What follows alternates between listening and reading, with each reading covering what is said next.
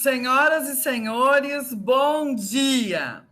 Estamos iniciando nesse momento o segundo dia do nosso Semiedu 2022 no horário da manhã. Hoje teremos, então, duas mesas redondas, sendo uma agora às 8 horas e outra às 10 horas. A mesa 1 é intitulada A Função da Estética no Ensino Transdisciplinar da Linguagem Escrita e da Matemática, será composta pelos professores doutor João Vanderlei Geraldi, da Unicamp, doutora Marta Maria Pontin Darcy, do PPGE aqui da UFMT, professor doutor Marlon Dantas Trevisan, da UF Jataí, Goiás, e mediada, então, pela professora doutora Eliana Alves Pereira Leite, da Unir, Rondônia.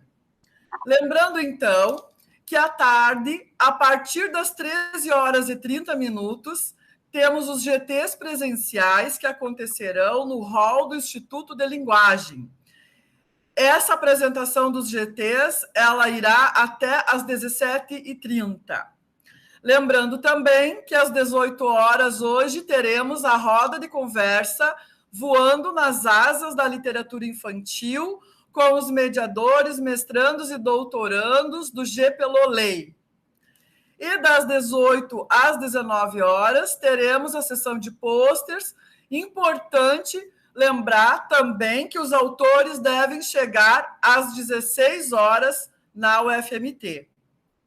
Dessa forma, passo então a palavra para a mediadora desta mesa 1, professora doutora Eliana Alves Pereira Leite, para iniciar a mesa redonda. Um bom trabalho para todos e todas nessa nossa segunda manhã de Semiedu 2022. Então, bom dia a todos e todas. Quero desejar boas-vindas, né, para esse encontro de reflexões, de conversa sobre um tema tão pertinente, tão atual, né? Então, nós vamos ter a fala, a contribuição dos professores pesquisadores, conforme já foi mencionado, e a ideia, a dinâmica é que, após a fala desses pesquisadores, nós possamos conversar, né? E, então, cada um que tiver alguma pergunta pode ir anotando essas questões. Após a fala dos três, é que a gente vai abrir para um momento de perguntas, né, e de diálogo, de debate sobre a temática.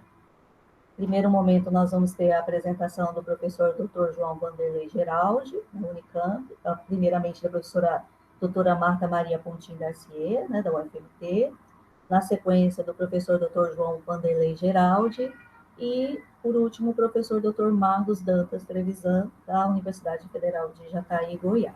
Né? Os professores terão de 15 a 20 minutos para fazer, né, a sua fala. Quando for mais ou menos 15 minutos, eu aviso sobre o tempo, né, vou ter que interromper. E aí, na sequência, então, a gente, depois que os três apresentarem, a gente vai para o momento mesmo de perguntas, ok? Então, vamos começar com a professora doutora Marta Maria Pontin Darcy. E aí eu gostaria de falar um pouquinho sobre a formação, a trajetória da professora Marta.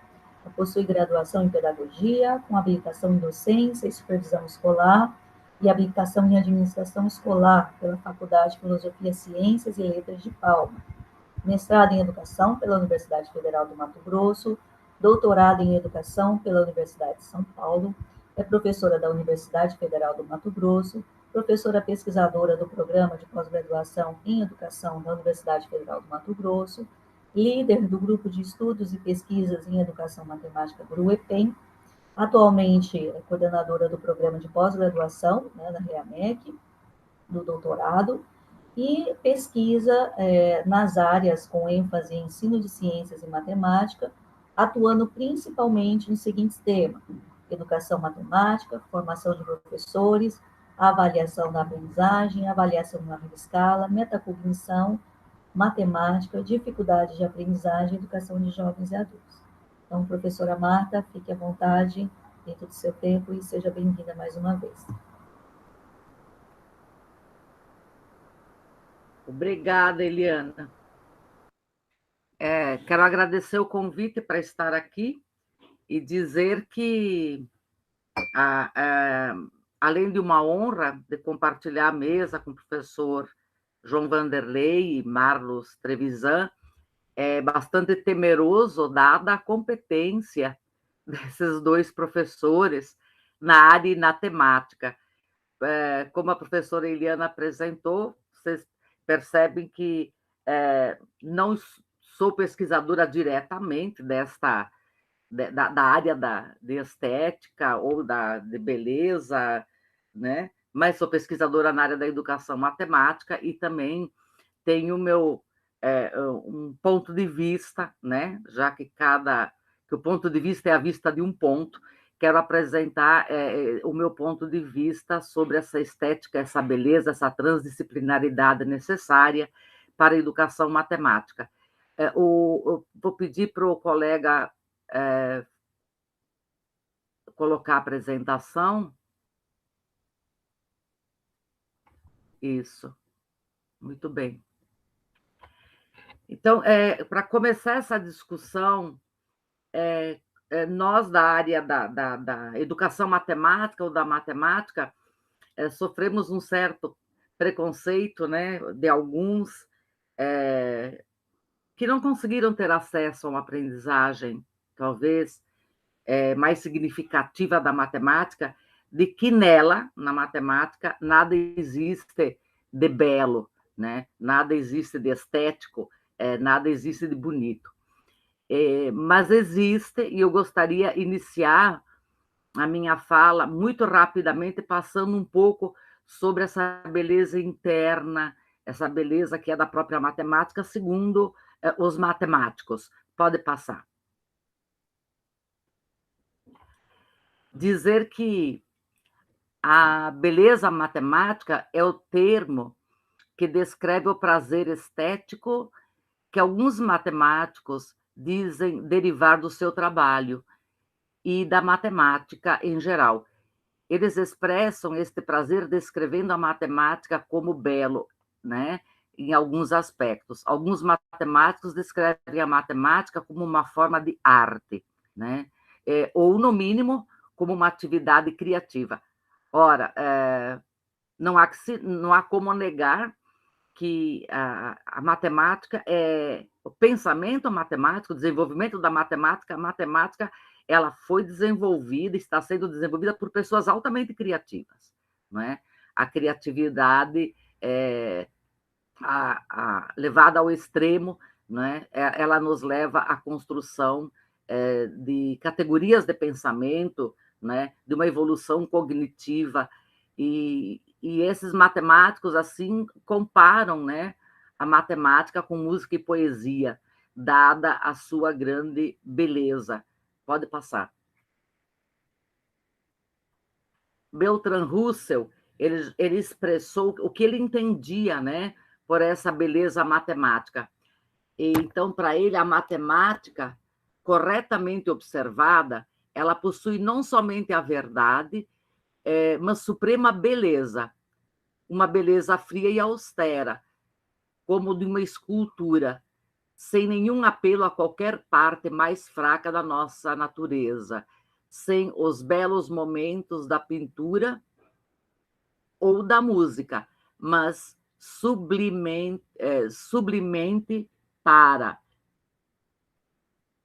Está tão pequeno aqui, e capaz de uma perfeição rígida como só a grande arte pode mostrar.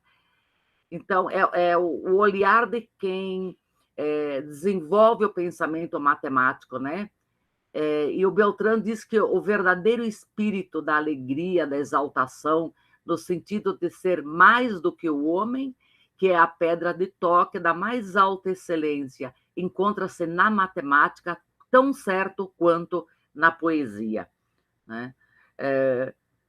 Eu trabalho bastante com aritmética E quando a gente olha para a formulação de um sistema decimal posicional, por exemplo, dos números naturais, é impossível você não vislumbrar tamanha criatividade e beleza envolvida nos sistemas matemáticos, né?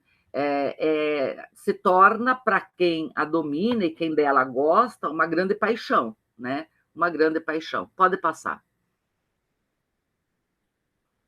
Um dos exemplos da beleza da matemática, ela pode ser vista no seu método, ela é bela, ela é estética, ela se aproxima, né, de uma arte, tanto na beleza do método quanto nos resultados. No caso aqui do método, não vou me ater nisso, nós teríamos o teorema de Pitágoras, né, que a soma dos quadrados dos catetos é igual à hipotenusa. Para quem consegue entender essa formulação, né, ver a tamanha beleza deste método, né, a construção, a criação, né, de um teorema dessa magnitude. Pode passar. Quanto se fala com relação aos resultados, né, um dos exemplos está aqui, né, que é que os matemáticos veem a beleza em resultados que estabelecem conexões entre duas áreas da matemática, né? Esses resultados são descritos como profundos, os resultados mais profundos, como é o exemplo da identidade de Euler, né? Ou do diagrama de Argand. Tá? Então, ao chegar uma formulação dessas, é necessário extrema criatividade e nos revela a extrema beleza, que nós já vamos mais adiante aprofundar e mostrar um pouco mais desta beleza. Pode passar.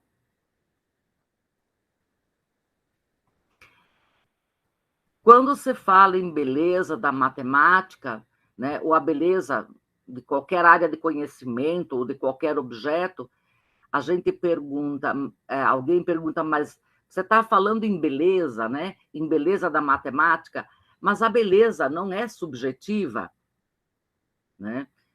Não implica uma subjetividade de quem vê, de quem olha, de sentir e de dizer isto é belo ou não é belo. Segundo a ciência, não, ela não é subjetiva, porque existe uma proporção ideal e padrões numéricos definidos como sendo a harmonia perfeita. A matemática traz essa formulação, né? Então, para a ciência, uma forma de olhar é dizer que não é tão subjetivo, né? Eu vou dar um exemplo para nós entendermos. Bom, no período entre 570 a 500 a.C., o filósofo grego Pitágoras, aquele dos teoremas de Pitágoras, né, que a gente apresentou antes, ele começou a observar o universo e chegou a uma proporção áurea de 1,618. Ou seja, ele, ao observar a natureza, ele acaba encontrando sempre nas suas observações esta proporção, né? Pode passar. Por que essa proporção é importante como exemplo? Para você ter uma ideia, quando a gente nasce, o nosso umbigo divide o nosso corpo em duas metades, obviamente do mesmo comprimento, né? Nós somos proporcionais. Lá pelos 13 anos nós esticamos e o resultado disso é uma parte localizada do umbigo para baixo que ficou mais comprida que a parte de cima. Bom, isso é óbvio, mas sabe quantas vezes maior a parte inferior ficou? Ela fica exatamente 1,618. Né? Então, isso faz com que a estética volte os olhos para esse número, porque o próprio corpo humano, né, é esteticamente bem dividido, bem estruturado. Né? Vamos mais longe ainda do exemplo desta beleza, dessa estética da matemática. Pode passar.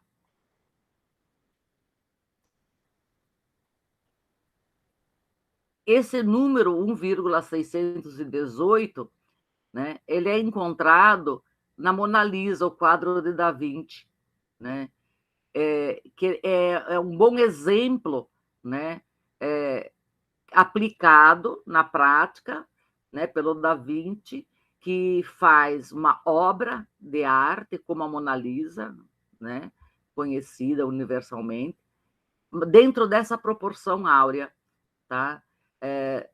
Outro lugar que a gente encontra também na matemática é na máscara Φ do Fibonacci, né? Não tem como não falar da proporção áurea, né? Quando a gente observa que a sequência numérica, né, entendida por muitos como a maior ditadura da natureza, é que nela sempre vamos encontrar que a soma dos dois primeiros algarismos gera o terceiro, né? Soma dos dois gera o próximo. A soma dos dois primeiros, por exemplo, de 1 e 2 gera 3, né? De 2 e 3 gera 5, né? E assim por diante. Isso não foi algo que foi inventado, na verdade. Isso foi algo encontrado na natureza, né? Pelas observações. E a gente encontra isso em todos os lugares, tá? Numa folha, num caramujo, na natureza, enfim, né? Tá sempre esta é uma divisão, né? Uma sequência de números que está presente e é reconhecida como uma grande asserção matemática e científica, na verdade, por todos os cientistas. O Da Vinci criou a Mona Lisa, né, com essa proporção, como eu disse, e hoje, né, essa sequência, que também é chamada de triângulo áureo, ela é utilizada no dia a dia. Por que eu estou falando disso? De onde é que aparece? Para que serve isso, né? No sentido da estética e da beleza, que nós poderíamos estar explorando essa estética e essa beleza também da matemática na sala de aula e com os alunos, ela está presente hoje naquilo que é a grande moda da harmonização facial, por exemplo, que as pessoas procuram a estética, né, para trabalhar com essa harmonização facial em busca dessa proporção, né, que seria a proporção da harmonia, da beleza, né, da estética. Como uma máscara pronta, né, se tem uma fórmula da beleza e as pessoas vão lá para fazer essa harmonização, né, que ela inclui o quê? Que a altura da testa deve ser igual à altura do nariz, a altura do nariz deve ser 1/3 do rosto, né? O que a largura do nariz deve ser igual à largura dos olhos.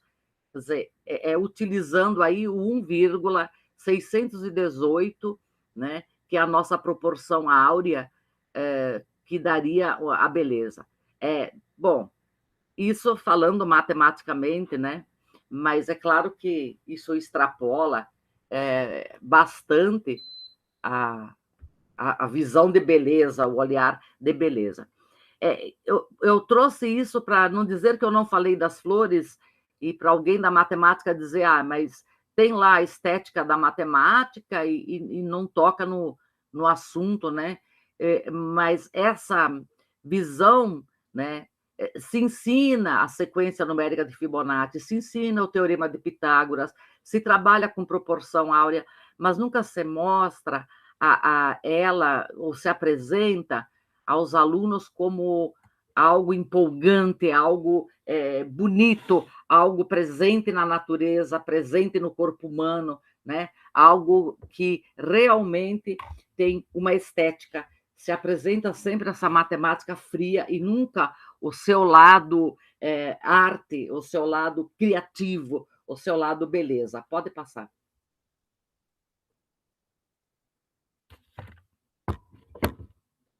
Dito isso sobre a matemática, eu quero, então, rapidamente, que é uma coisa difícil para mim fazer rapidamente, Eu quero falar sobre a beleza da matemática que eu vejo, sabe? Como eu, né, a vejo. Primeiro, eu quero destacar essa criatividade humana de desenvolver um pensamento aritmético, geométrico, algébrico, né? O que nos diz que a própria matemática ela já é transdisciplinar. No seu intra, ela já tem, né, o desenvolvimento de vários pensamentos, de pensamentos diferentes. Né? Olha a maravilha que é o cérebro humano e essa capacidade de desenvolver esses pensamentos. E por necessidade, né, desenvolve por necessidade ou por interesse, pela arte, pelo belo mesmo, como boa parte da matemática. Isso desde os tempos, desde os primórdios, né, do desenvolvimento humano, da evolução humana. O que eu costumo dizer assim, que não basta qualificar o mundo. Se o ser humano só tivesse, se a humanidade só tivesse qualificado o mundo, nós não teríamos atingido a evolução cognitiva, mesmo afetiva, mesmo emocional, que nós atingimos hoje. O mundo, né, a natureza, precisa ser quantificado também. Então, qualificar e quantificar. O homem teve essa necessidade de quantificar, de desenvolver esse pensamento quantitativo, né, para quantificar as coisas. Quantas luas, quanto tempo, qual é a distância, é muito, é pouco, né, para a sua própria sobrevivência. E a gente não passa para os alunos essa maravilha que é criar uma matemática, né, um pensamento matemático para poder, entre aspas, dominar ou compreender, né, ou intervir na natureza, no mundo e poder evoluir. Né? Então, desde sempre, nós podemos dizer também que essa evolução cognitiva, né, que ela se dá não só pela matemática, mas a linguagem e a matemática e a arte, né, sempre andaram juntas, né? Não são coisas que se separam, elas foram desenvolvidas, né, pelo homem, pelo pensamento humano, né, pelo cérebro humano, o tempo todo, né, intrínsecas uma da outra, interconectadas umas às outras, e que vai se juntar depois também mais fortemente com a ciência, e aqui eu quero falar da ciência, a ciência moderna, né? Como nós a conhecemos hoje. Me permite interrompê-la, falta 5 minutinhos. Meu Deus! Então, vamos lá. Tem a beleza a beleza da autonomia do sujeito, né? A matemática nos possibilita uma grande autonomia de pensar. Tá? Eu deveria tratar mais atentamente aqui da questão agora da transdisciplinaridade, mas lembrar que a intradisciplinaridade, a interdisciplinaridade e a transdisciplinaridade, assim como a disciplinaridade, são coisas que uma não exclui a outra. Nós temos que ser competentemente disciplinares para sermos interdisciplinares e transdisciplinares. Tá? Então, essa competência é fundamental. E que hoje, né, quando a gente vai buscar se aproximar de um objeto e compreendê-lo, já percebemos, né, e já há um consenso de que a disciplinarização não nos permite a compreensão da totalidade de um objeto. Por isso que nós temos que olhar de uma forma mais holística, mais ampla, mais transdisciplinar, não é? Para um objeto para poder compreendê-lo, explicá-lo ou descrevê-lo. Pode passar. Agora vou ter que sair correndo, né? Eu trouxe aqui, mas que não vou fazer a leitura, né? Também fazendo menção à complexidade dos objetos, né? A complexidade dos fenômenos, né? E essa complexidade não nos permite mais um olhar simples, um olhar disciplinar. Tem que ser um olhar que as partes nos remetem a uma totalidade, essa totalidade nos remetem às partes que são interconectadas, que são interdependentes, não é? E esse momento de todo e parte, né, que se lida bastante com ela na matemática, quando eu tenho as partes e formulo uma totalidade, ao voltar eu não volto mais para o mesmo objeto, eu já tenho algo mudado, algo novo, né? E isso sempre vai nos levar a pensar em questionar as outras áreas e perguntar, né? Pedir a colaboração de outras áreas de conhecimento para compreender esse objeto. E isso está se complexificando cada vez mais, não é?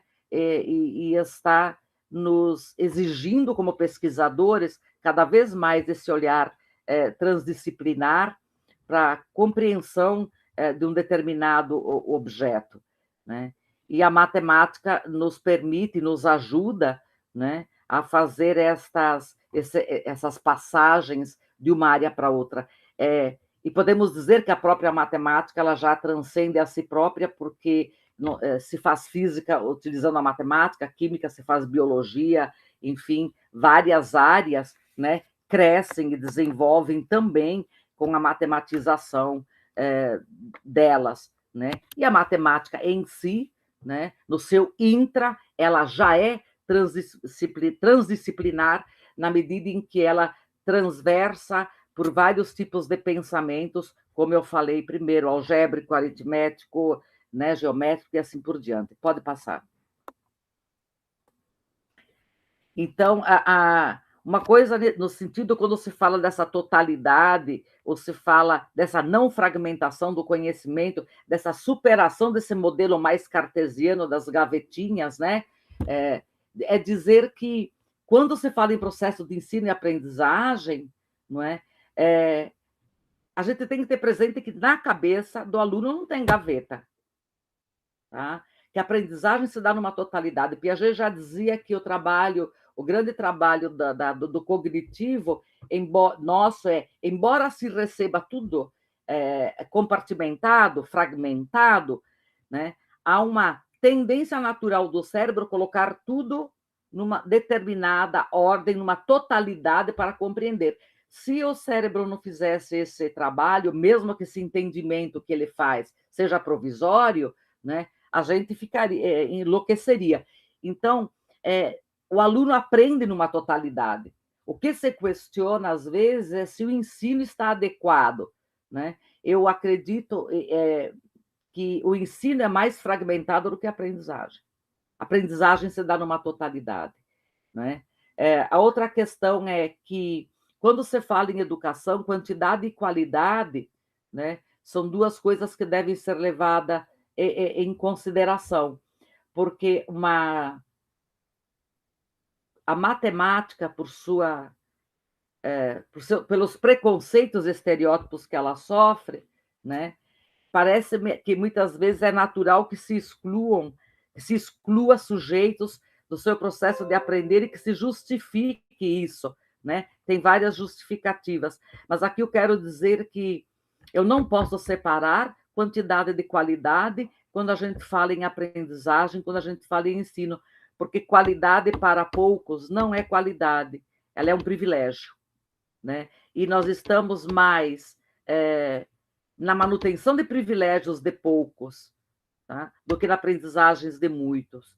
E outra coisa a lembrar é que se exclui, né, muitos do processo de aprender pela matemática, e ao excluí-los desse processo de aprender, do processo de escolarização, eu estou excluindo essas pessoas também socialmente, tá?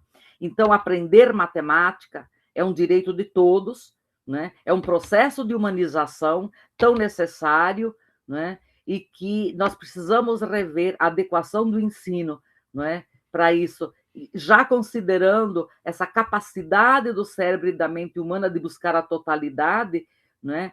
Talvez pensarmos em como rever os nossos métodos para a superação dessas fragmentações e de se trabalhar de uma forma mais interdisciplinar, mais transdisciplinar, com outras metodologias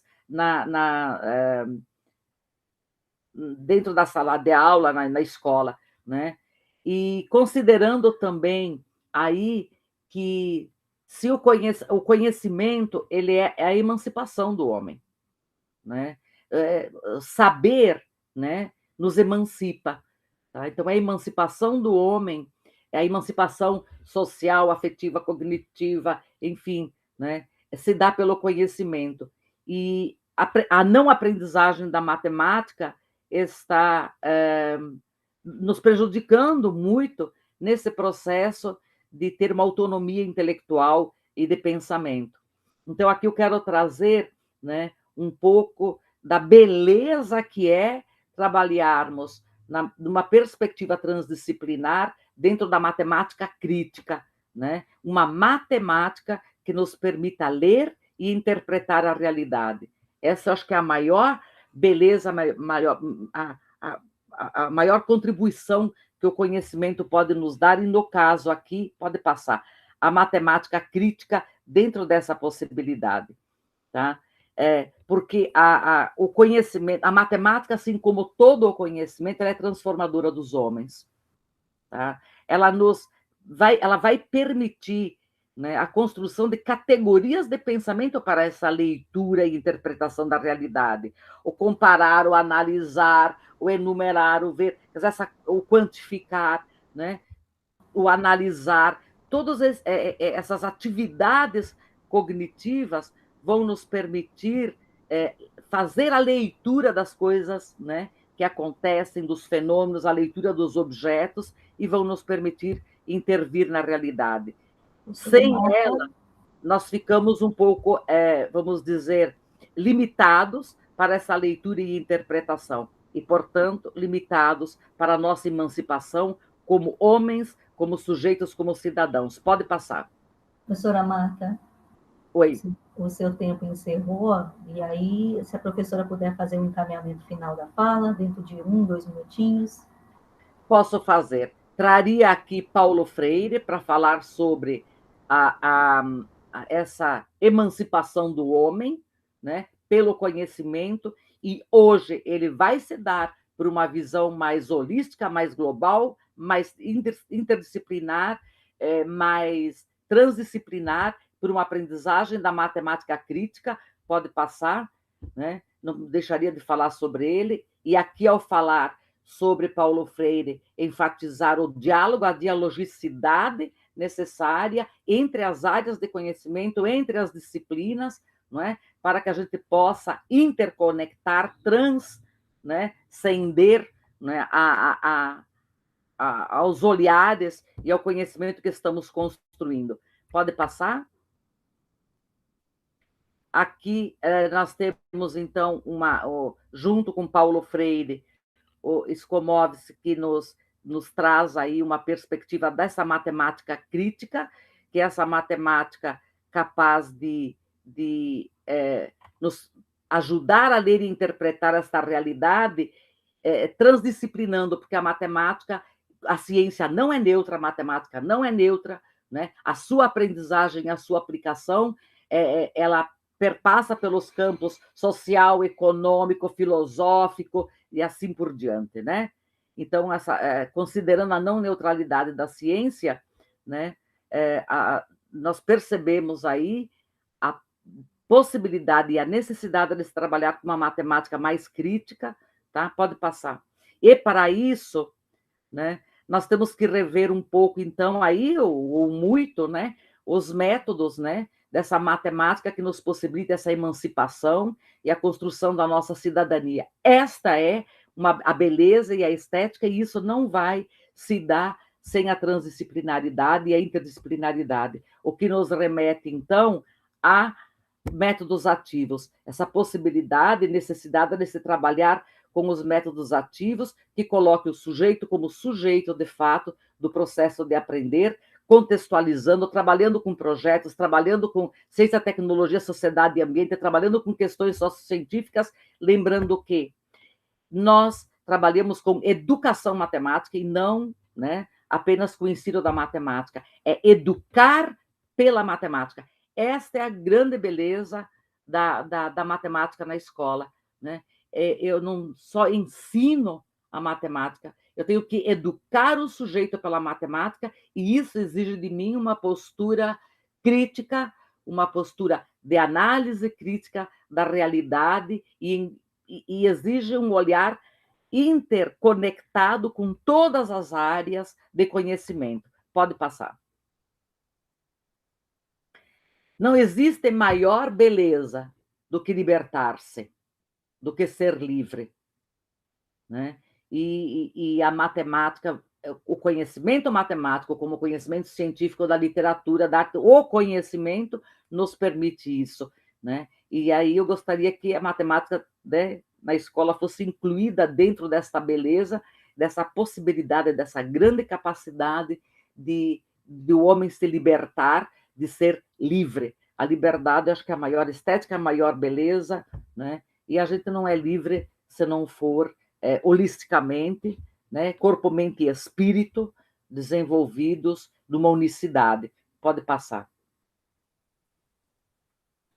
Se a educação sozinha não transforma a sociedade, sem ela, tampouco a sociedade muda. Paulo Freire, já cantado, né, em vários versos. Não há saber mais e nem saber menos, há saberes diferentes. Ninguém educa ninguém, ninguém educa a si mesmo, os homens se educam entre si, mediatizados pelo mundo, né? E a matemática está nesse processo de educação do homem, né, mediatizado pelo mundo. Agradeço a todos. Claro que eu falaria umas 3 horas aí tentando mostrar e explicar sobre isso, mas eu tenho certeza que o professor Vanderlei e o professor Marlos vão explorar mais o próprio conceito de transdisciplinaridade e a grande necessidade de avançarmos nessa direção, tanto na formação inicial de professores, na formação continuada, como num currículo mais transdisciplinar, numa ação pedagógica, nas nossas práticas mais transdisciplinares. Mas aí eu quero chamar a atenção, sem aprendizagem matemática, isso ficará prejudicado. E aí tem uma parte que nos toca aos educadores matemáticos, realmente educar pela matemática, que talvez aí seja uma das áreas que tenha a necessidade maior de se rever em sua prática escolar, não é? Já que ela tanto exclui, né? E a nossa tarefa é incluir o sujeito, não só na escola e na sociedade, incluir o sujeito no processo de aprender, né? E isso depende do professor, incluir todos no processo de aprendizagem para que todos possam emancipar-se. Obrigada. Muito obrigada, professora doutora Marta Garcier. Infelizmente o tempo é reduzido, né? Mas conseguimos aí ouvir a explanação da professora, depois a gente vai ter a oportunidade de conversar mais sobre a temática e aprofundar mais algumas questões que certamente a professora tem ainda a falar, a contribuir dentro do tema, tá? Nós vamos, então, agora ouvir o professor Marlon Dantas, professor Dr. Marlon Dantas Trevisan, da Universidade Federal de Jataí, Goiás. E aí eu gostaria de falar um pouquinho também do currículo, né, da trajetória do professor Dr. Marlon. Ele possui licenciatura em Letras, inglês, pela Universidade Sagrado Coração, né, mestre em Educação para a Ciência pela Universidade Estadual Paulista, Júlio de Mesquita Filho, Unesp, Bauru, doutor em Educação pela Universidade Estadual Paulista, Júlio de Mesquita, Unesp, Maria, pós-doutor em Educação pela também a Unesp, Bauru. Atualmente é professor associado da Universidade Federal de Jataí, Goiás. Tem centrado a produção acadêmica em eixos temáticos como infância, arte, semiótica, alfabetização, leitura, escrita, dentre outros, inerentes à formação pedagógica, filosófica e artística. Seja bem-vindo, professor Marlon. O professor tem a palavra, fique à vontade. Bom dia a todos, todas, todes. Eu estou muito feliz de estar aqui com vocês, ainda mais na companhia de pessoas do meu maior apreço, né, dos colegas docentes, palestrantes.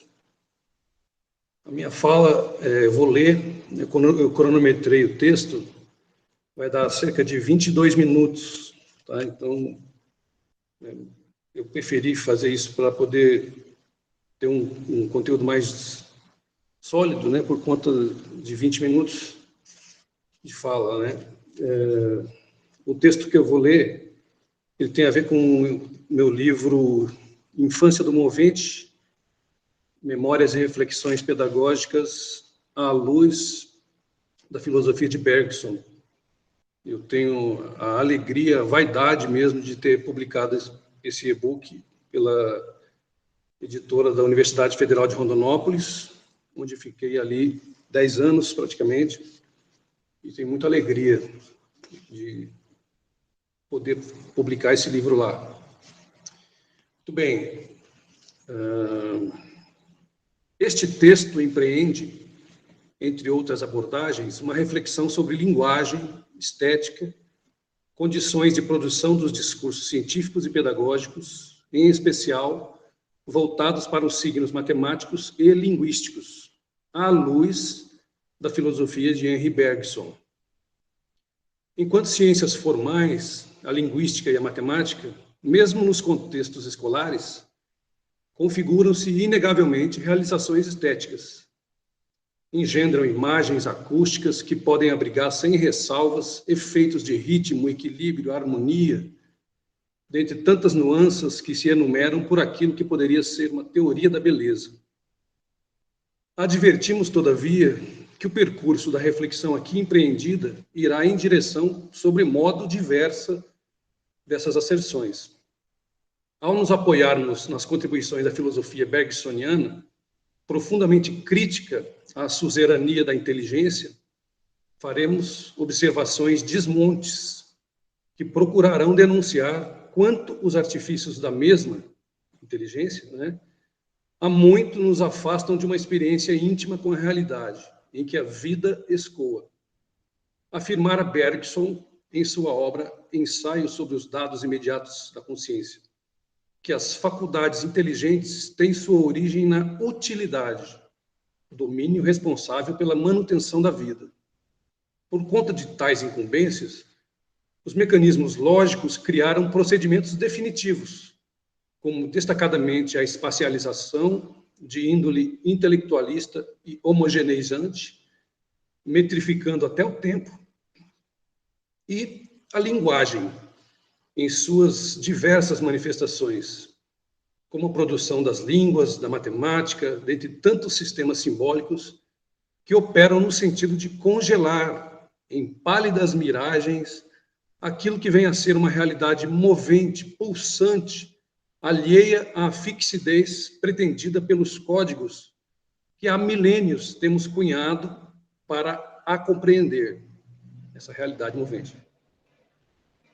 O entendimento, embora devesse se ater à construção de instrumentos que nos mantenham colados à vida, a dominarem a matéria, assumiu incontáveis atribuições, culminando com as epistemologias e arquiteturas científicas, todas alicerçadas na certeza cartesiana de haver um assoalho ao drame comum a garantir racionalmente a produção do conhecimento arrazoado.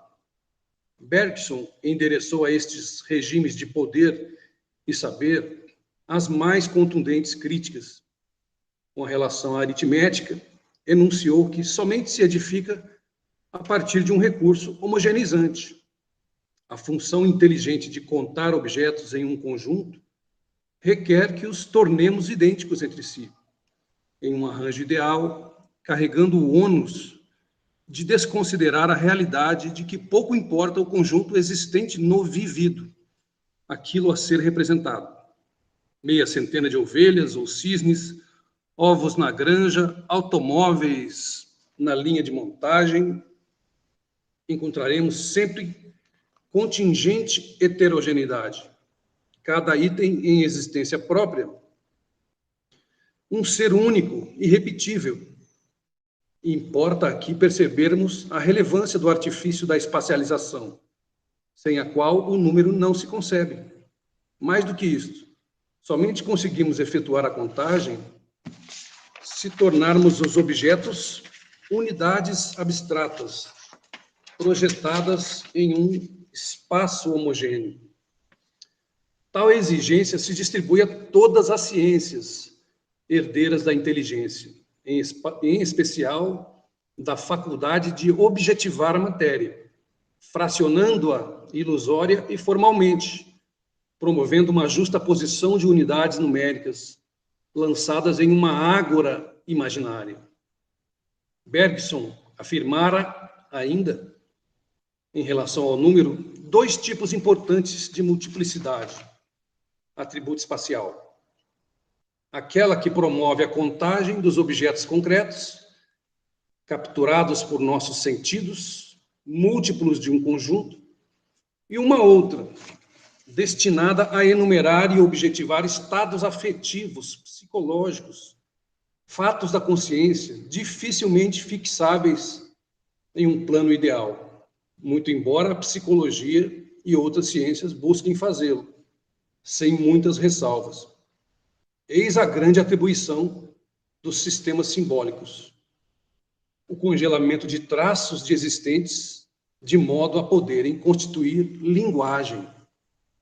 No caso da inglória missão de capturarmos para análise conteúdos da consciência, a representação torna-se grotesca, posto que também depende do artifício da espacialização, bem como da justa posição, perfilamento, de sentimentos, memórias, afetos que se atravessam, escapando aos tentáculos dos codificadores multissemióticos. Sobre a duração. Embora não tenha sido um esteta, tal como Deleuze, perquirindo o cinema e a pintura, Bergson trouxe contribuições para o debate artístico, tendo problematizado os estratagemas da inteligência, que produz discursos, representações sobre as coisas, de tal modo que a linguagem volta-se a si mesma, retroalimentando-se. Eis a figura do homo loquaz, que em geral nada cria a não ser palavras sobre as palavras. Os símbolos, estes operadores de uma estética, ética, lógica, política do entendimento, não raro esmagam, encobrem toda a possibilidade de encontros com manifestações inefáveis do vivido. Este movimento bergsoniano de identificar tais flagelos se revela, salvo o melhor entendimento, um exercício profundamente estético.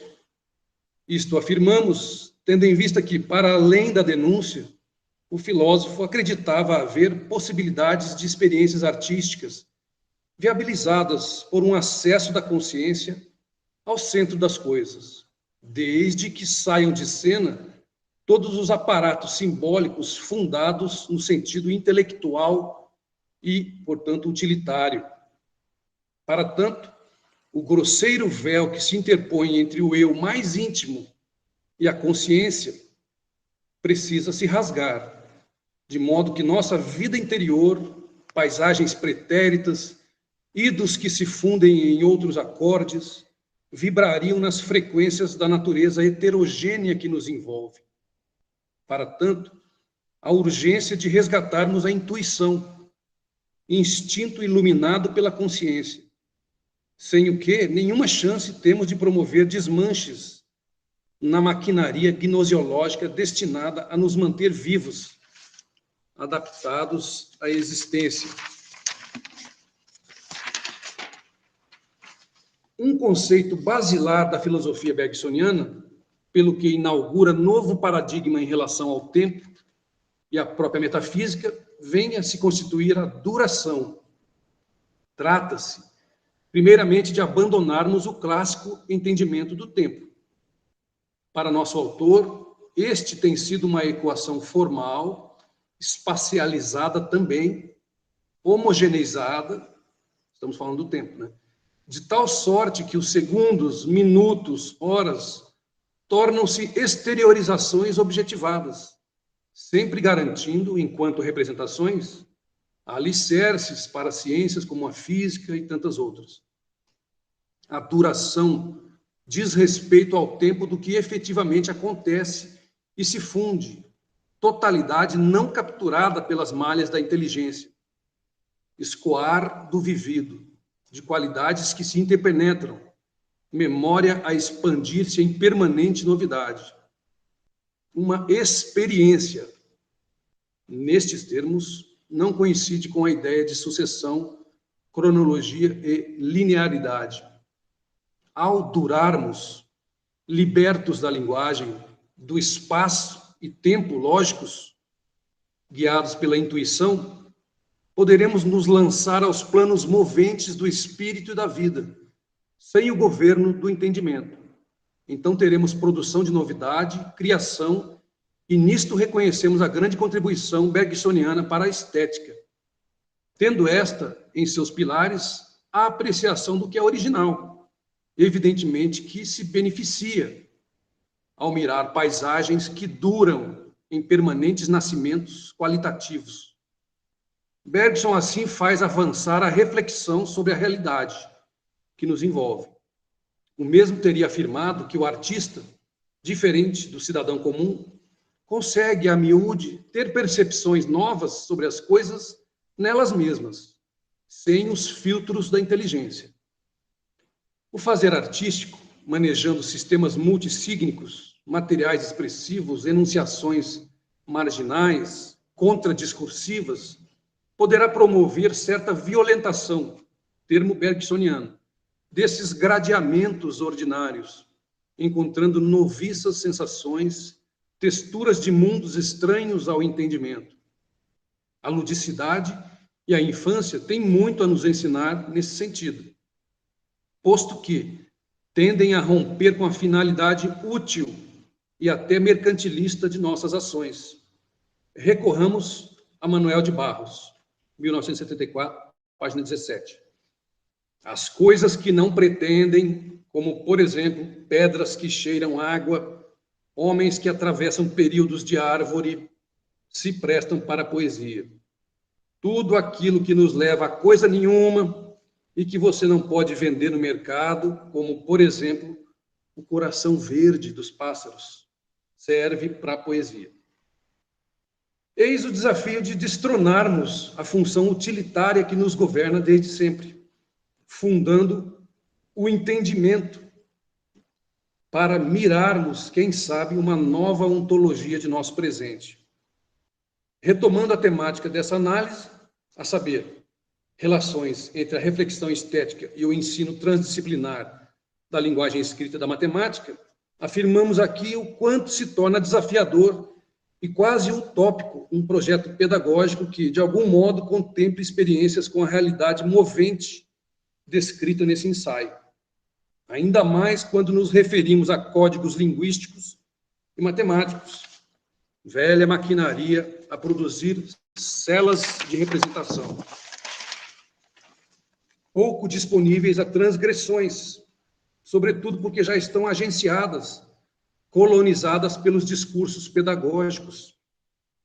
Torna-se quase fantasia imaginarmos que uma rotina didática possa realmente proporcionar encontros íntimos com as coisas, tendo em vista este longo caminho trilhado.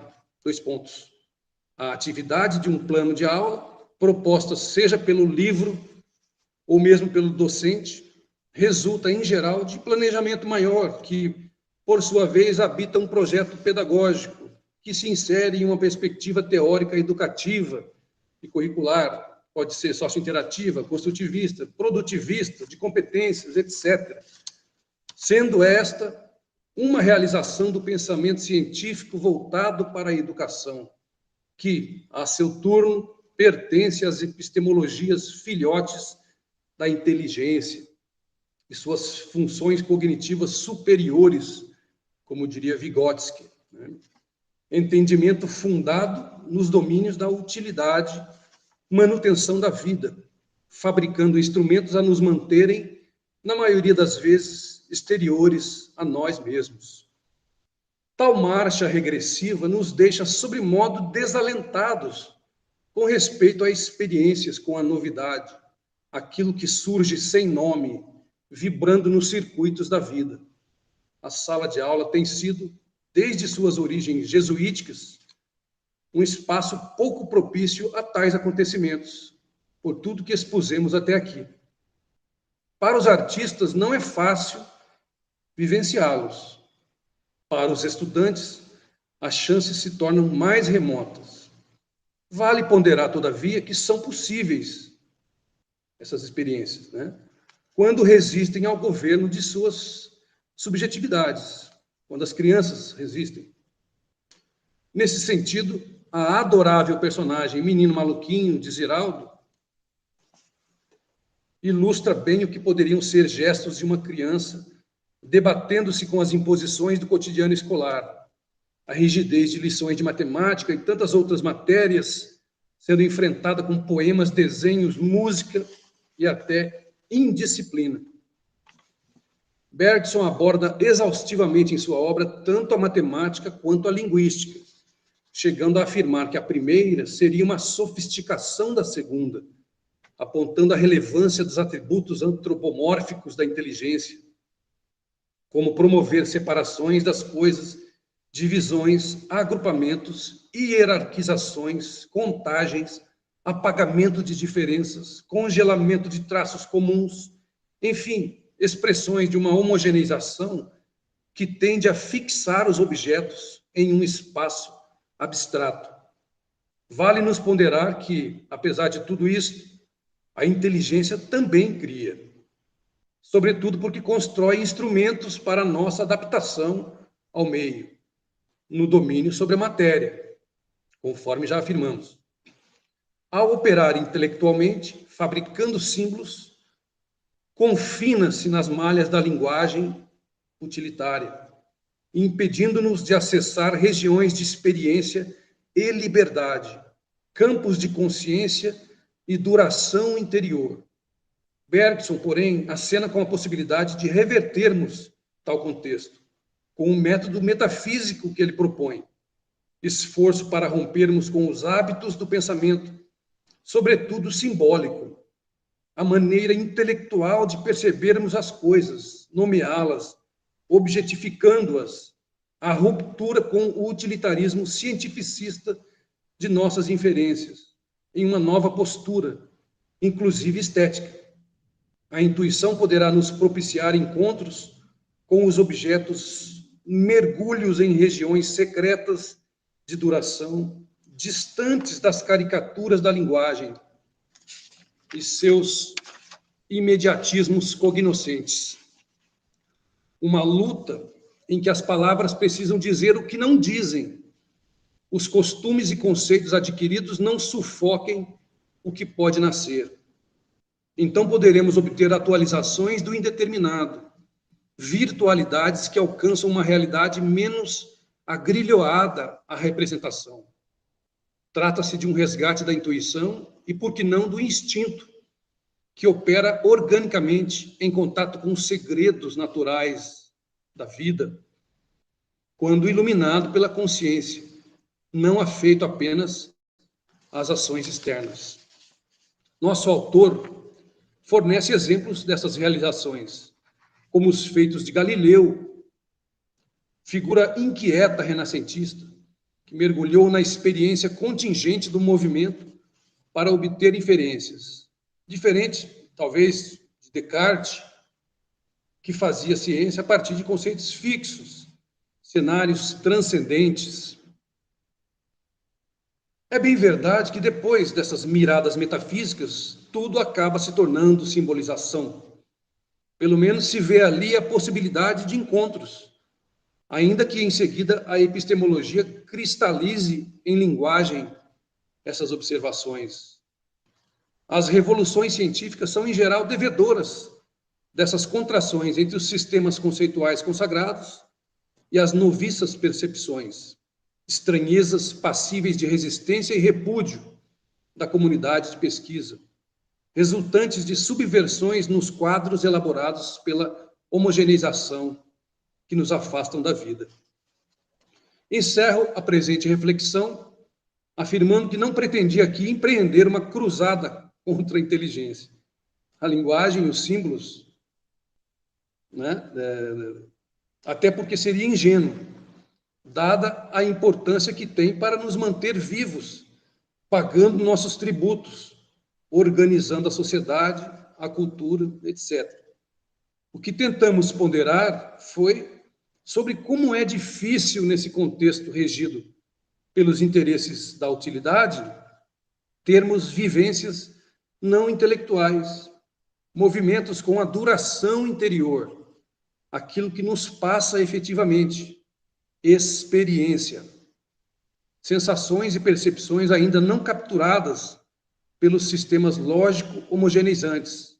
Em síntese, uma nova narrativa estética, não intelectual, desinteressada, com o sentir, o vibrar, o durar.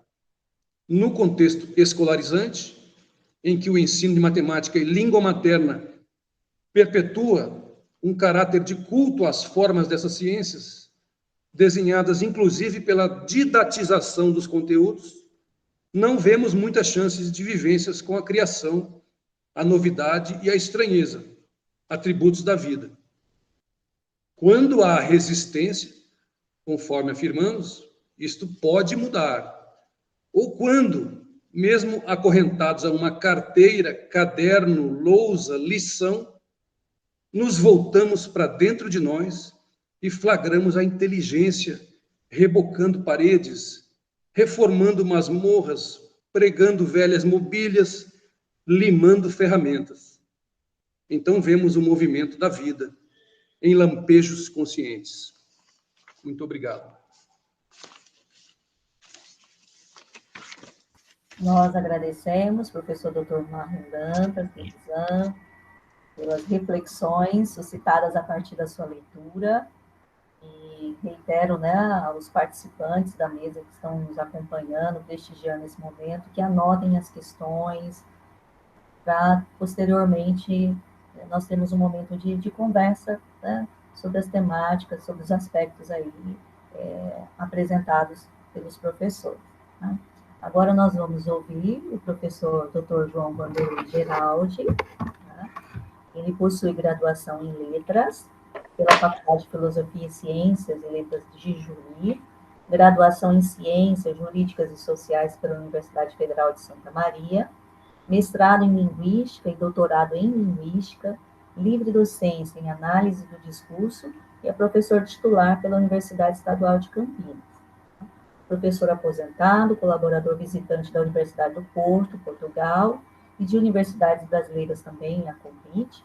Atua principalmente nos temas como análise de discurso, estudos bakhtinianos, ensino de língua portuguesa, e faz parte ali de vários conselhos editoriais, né, de diferentes revistas, como, por exemplo, o Caderno de Estudos Linguísticos da Unicamp, Palavras de Portugal, Signo da Unisc, entre outros.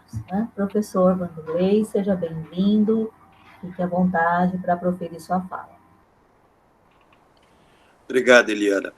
Eu, antes de mais nada, preciso agradecer a coordenação do evento pelo convite para estar junto com os colegas professora Marta e professor Marlon nessa mesa, sob sua mediação, tá? E cumprido esse dever de civilidade, eu gostaria de começar, apesar do pouco tempo, com a leitura de uma pequena excerto de Victor Hugo, ou Victor Hugo, no livro Napoleão o Pequeno. Tá? Eu peço que vocês desculpem a linguagem da época, tá? Porque é um livro de 1850, tá? E eu leio ainda numa edição de 1901, portanto, com uma ortografia totalmente distinta daquela que estamos habituados desde da metade deste século, do século XIX, XX, perdão. Já meditaste alguma vez no que é esse homem que ensina as crianças? Entrais na oficina de um carpinteiro de carros que faz rodas e lanças do arado e dizeis, é um homem útil. Entrais na oficina de um tecelão e dizeis, é um homem precioso. Entrais na forja de um ferreiro que fabrica enxadas, martelos, relhas de arado, e dizeis: é um homem necessário. E saudais esses homens e esses bons trabalhadores. Entrai na casa de um mestre-escola, saudai-o mais profundamente. Sabeis o que ele faz? Fabrica espíritos. É o carpinteiro, o tecelão e o ferreiro dessa obra em que é um auxiliar de Deus, o porvir. E falar em porvir no momento contemporâneo brasileiro, tá, seria muito bom se pudéssemos conjugar com alegria o verbo esperançar do mestre e amigo Paulo Freire. No entanto, uma angústia maior nos atinge.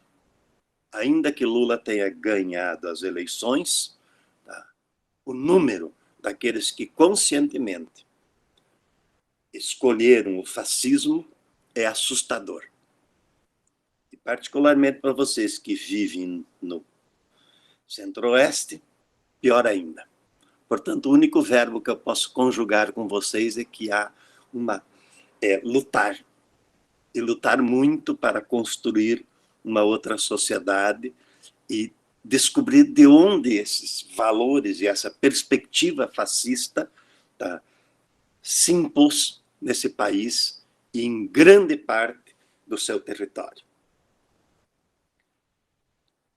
Eu vou ser um pouco mais rápido, tá, do que a Marta e o Marlon e menos... trazer menos contribuição do que eles. Eu vou, na verdade, olhar para o título dessa mesa. Tá? A função da estética no ensino transdisciplinar da linguagem escrita e da matemática. Quer dizer, esse tema, tá, o próprio tema da mesa, tá, aponta para 4 grandes questões. A questão da função, a questão da estética, a questão da transdisciplinariedade e a questão do ensino. É impossível tratar dos 4 com profundidade ao mesmo tempo, mas eu vou tentar pensar um pouquinho sobre cada um deles. E muito rapidamente, no tempo aí que nos sobra. Tá? Vamos lá, a função.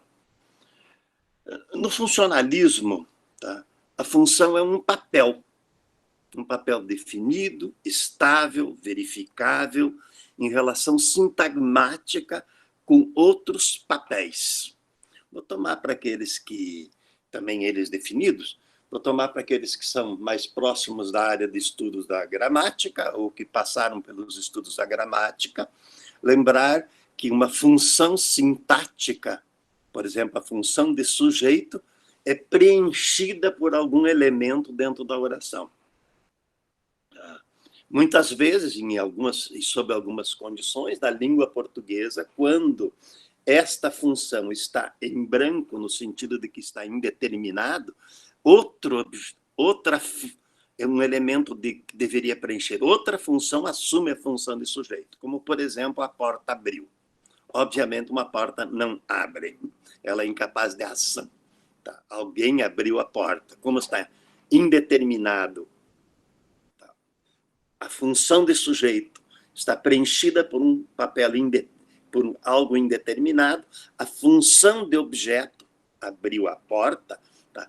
O objeto assume a função de sujeito. Quer dizer, então, a função é algo estabelecido, estável, que é preenchido por algo, tá, ok?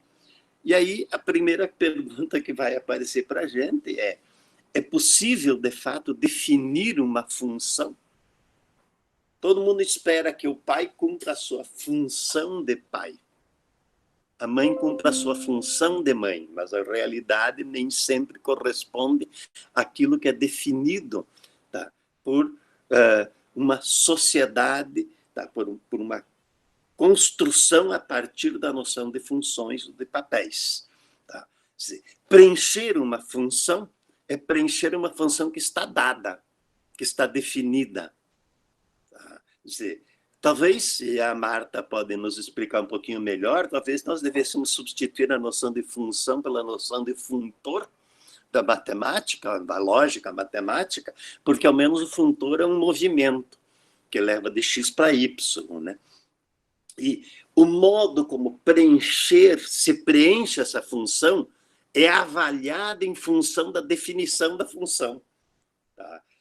E claro que essa avaliação daquilo que preenche essa função, tá, define também valores da função e a relevância dessa função, tá, nos resultados obtidos. Então, o que nós teríamos que pensar? Teria que pensar, bom, se há algo estético no ensino da matemática, os resultados obtidos na aprendizagem seriam um modo de validar, tá, o modo como preenchemos essa função, a função estética, tá, no ensino da matemática. Quer dizer, tal coisa tem tal função. Por exemplo, digamos assim, a roupa tem a função de cobrir o corpo. Mas todos nós sabemos que, além da função de cobrir o corpo, ela tem toda uma função estética. Então, parece que nós estamos sempre querendo definir aquilo que, o Marlon apontou isso muito bem, tá? A realidade desfaz. Eu vou, em lugar de usar Bergson ou o Bakhtin, a noção de movimento, eu vou usar Guimarães Rosa. Ah, meu amigo, a espécie humana peleja para impor ao latejante mundo um pouco de rotina e lógica, mas algo ou alguém de tudo faz frincha para rir-se da gente. Quer dizer, então, não dá para pensar o ensino na função do estético a partir da ideia de que a estética tem tal função e isso vai dar tal resultado e está tudo definido. Como em qualquer outra proposta sobre ensino. A segunda palavra é a palavra estética. Há estéticas, não estética. Nem sempre a estética, por exemplo, o meu orientador de doutorado sempre dizia a dedução de uma fórmula matemática é como um poema, para ele, que conhece matemática. Quando eu fui estudar topologia matemática, levei um susto, quer dizer, e um pouco tive que desistir, tá, de algumas ideias sobre o funcionamento, tá, topológico das regiões mentais. Tá. Então, vou me fixar aqui na criação verbal, tá, na fala.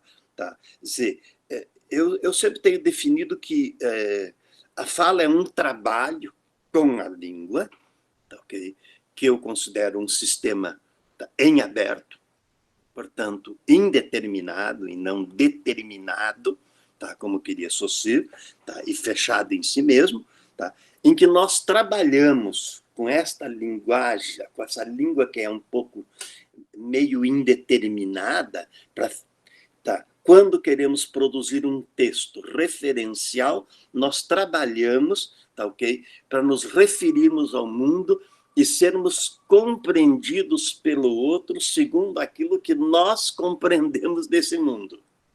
Talvez o texto referencial mais típico seja o texto científico, mas também o texto didático. O trabalho didático é um trabalho de se referir a um conceito, a um conteúdo, de uma forma referencial de tal ordem que, digamos assim, quase que se transportasse a minha percepção para o outro. Do lado absolutamente contrário está o trabalho estético, que é precisamente tomar essa característica de indeterminação da linguagem, tá, para, tá, usando a indeterminação da linguagem, explorá-la através de imagens para produzir, tá, o objeto estético. Tá. Em termos usando o Manuel de Barros também, tá, eu diria que visões descobrem descaminhos para as palavras. Aliás, o Manuel de Barros, o Miyakoto são artistas nisto. Tá? Quer dizer, artistas que conseguem trabalhar com o verbal aproveitando da sua indeterminação para lhe dar novos sentidos através da imagem. E isso leva à construção poética do mundo. Então, nós podemos pensar um pouquinho com Edgar Morin, por exemplo, essa distinção entre a prosa e o poético e o estar que nós vivemos num pêndulo entre um e outro lado. Nem sempre nós conseguimos ser poéticos e nem sempre nós conseguimos ser absolutamente referenciais. Dizer, mesmo a ciência não consegue fazê-lo. Então, há no trabalho do poeta, do trabalho da imagem, digamos assim, uma contradição, há uma possibilidade de uma definição do primeiro sentido de função, não de funtor, mas de função, de uma função estética no ensino de... Porque o trabalho estético contradiz a noção de função, porque ela desfaz precisamente isso, através do jogo de imagens. Então, o trabalho de estética, o trabalho estético no ensino, é possível? Sim. Nós voltamos a isso depois, quando eu pegar a questão do ensino. Agora vamos pegar o conceito. Veja, eu estou sendo bem rápido, eu já tinha avisado a Marta, a Eliana, que eu ia gastar pouco tempo nessa mesa, e vamos tomar a noção de transdisciplinar. Quer dizer, nós estamos mais acostumados a noções de disciplina e as noções de interdisciplinariedade. O que seria uma transdisciplinariedade? Iríamos além das disciplinas? Quer dizer, as disciplinas são uma herança cultural. Queiramos ou não, nós estamos dentro de disciplinas. No sentido de disciplina científica. Não estou falando no sentido da disciplina, no sentido da educação dos corpos, etc., no sentido que Foucault usa a palavra disciplina. Mas mesmo na ordem do discurso, quando ele usa a palavra disciplina, ele está se referindo a disciplinas científicas. Quer dizer, nós irmos além das disciplinas seria uma destruição um pouco dessa herança. E esse é um trabalho quase que de formiga, e que nos leva necessariamente às perguntas fundantes. Quer dizer, as perguntas fundantes, para mim, são precisamente aquelas para as quais as respostas não existem. Elas são dadas num determinado tempo e num determinado espaço, que é o que fazemos aqui, de onde viemos, para onde vamos, como sermos felizes aqui, ou termos mais, para usar uma expressão do meu colega Rubens, há momentos felizes, mas não é uma felicidade. Aliás, ele usa um exemplo bastante interessante. O quentinho da coberta, quando você pode ficar um pouquinho mais, isso é um momento de felicidade. Então, a ideia de uma escola transdisciplinar combina com a ideia de escola. De dizer, a transdisciplinaridade combinaria com a noção de escola, talvez sim, se recuperássemos o sentido grego de escola, de école, que é o tempo livre longe da produção, em que eu não sou obrigado a produzir nada. Se esse tempo de escola for esse tempo que nos permita pensar, que nos permita um tempo de raciocínios e não um tempo de aprender o estabelecido, o já feito, o pronto. Por fim, o quarto grande conceito que o título dessa mesa nos traz é a noção de ensino. A relação de ensino exige, enquanto relação, tá? A presença, no mínimo, do eu e do tu. E como eu e o tu são reversíveis na linguagem, tá? Quando eu falo, eu digo eu, e a referência é a mim. Tá? Quando a Eliana fala, tá? Eu, a referência é totalmente diferente, é ela. Tá? E o tu, para a Eliana, eu sou um tu, e para a minha Eliana é um tu. Tá? Então, nesse sentido, você tem sempre uma troca, tá, ok? Na relação entre o eu e o tu. Tá? Então, por isso que o Paulo Freire vai dizer que, tá, aquele que ensina aprende, aquele que aprende ensina o tempo todo. Porque nós nos fazemos professores tendo alunos. Pode ter uma formação inicial, recebemos um diploma de licenciado, mas nós nos fazemos professores dentro da sala de aula. Não há professor sem aluno. Eu tinha um colega de universidade que dizia que o grande problema da universidade era ter estudantes. E eu sempre respondi, claro, aí nós seríamos um instituto de pesquisa e não uma universidade. O excesso, tá, de ponderação e de valor no interior da universidade dada à pesquisa e não à docência, tá, é um desvio dessas definições e valorizações de funções. A universidade é uma casa de formação que pesquisa. Tá? Okay? Ela pesquisa porque é de formação. E não ela forma porque pesquisa. Tá? Um instituto de pesquisa é pesquisa. E aí ela informa o instituto informa seus resultados.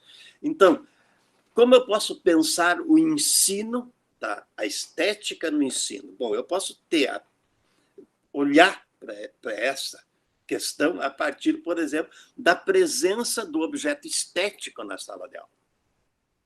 Tá? Quer dizer, a poesia, tá? A literatura, estou pensando na linguagem escrita, a literatura infantil, tá? Mas também a escultura. Eu lembro que quando eu dava aula no ensino médio, tá? E trabalhava com literatura e língua portuguesa, uma das minhas formas de apresentar uma prova no final do ano era colocar na minha mesa de professor uma estatueta barroca, uma estátua barroca, uma obra barroca, uma obra clássica e uma obra contemporânea. E pedir para os alunos fazerem a diferença entre essas três estéticas, tá, okay? E relacioná-los com a literatura. Hoje eu não me arriscaria a fazer essa prova para alunos do ensino superior. Tá? Mas o trabalho que se fazia em sala de aula era um trabalho que relacionava as diferentes áreas da produção artística, e não só a literária. Quer dizer, então, você pode pensar o ensino pela presença do objeto estético, você pode pensar o ensino pela produção na sala de aula do objeto estético, como, por exemplo, a produção de poesias, a produção de histórias, de livros, etc. Por exemplo, eu venho propondo desde a década de 80, tá, a produção das histórias contidas e não contadas, tá, e transformadas num processo em que o estudante se transforma em autor e publica os seus textos de uma forma ou de outra, seja pela exposição, tá, num jornal mural, seja pela edição de um livro efetivamente. Tá, pode ser um livro mimeografado, xerografado hoje, ou seja lá o que for. Por fim, eu posso me perguntar o seguinte, tá? Existe um ensino estético? Quer dizer, agora não mais o objeto estético, mas um ensino que seja estético? Tá? Aí eu posso olhar esse adjetivo de dois tipos. Quer dizer, eu posso pensar uma estética do ensino, tá? Quer dizer, o ato de ensinar tem sua própria estética, tá, ok? E posso pensar um ensino estético. Tá? Quer dizer, um ato de ensinar com a sua própria estética é o que fazemos, queiramos ou não. Tá? Pelo modo como estamos em sala de aula, pela roupa que vestimos, tá? Há uma estética, tá? No ensino que se apresenta, inclusive, no nosso corpo. Hoje nós sabemos, por exemplo, que a maioria dos cursos de pedagogia, não sei como é o FMT nessas alturas, tá? Os alunos são, tá, neopentecostais, que têm uma estética própria. Há um movimento muito claro neopentecostal de assumir, tá, a educação básica brasileira, tá, no ensino fundamental 1. Tanto que, por exemplo, na Universidade Federal de Sergipe, o último levantamento que eu conheço, 80% dos estudantes do curso de pedagogia são neopentecostais. Na Unicamp, quase 50%. E nós sabemos tudo o que isso significa e significou em 2018 e em 2022. Agora, se eu pensar um ensino estético, veja, estética do ensino e um ensino estético, tá? Aí eu preciso assumir um pouco aquilo que o Bergson, tá, que nos aparece aqui nessa mesa através da voz do Marlon, tá?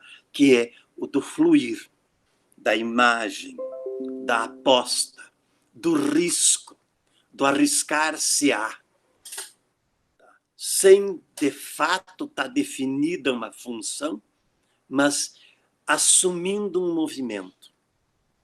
É nesse sentido, por exemplo, que eu defendo a aula como um acontecimento.